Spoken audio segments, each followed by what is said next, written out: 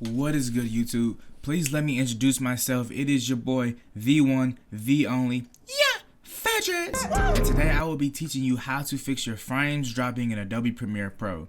I'm pretty sure if you clicked on this video, you have tried other videos and that's told you something about proxies and all this other shit that just did not work.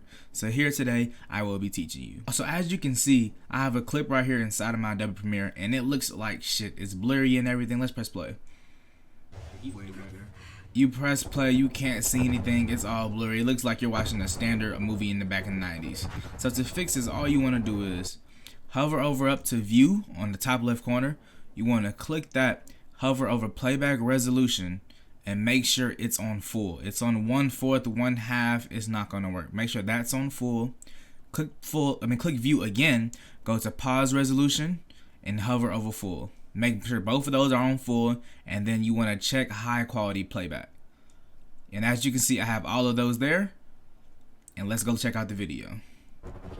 And it looks a lot better. You can read everything, you can see me, and you can see me getting kills in Call of Duty. So with that being said, I hope this helps everybody out in this video, man. And if this video has helped you out, guys, make sure you leave a like and subscribe.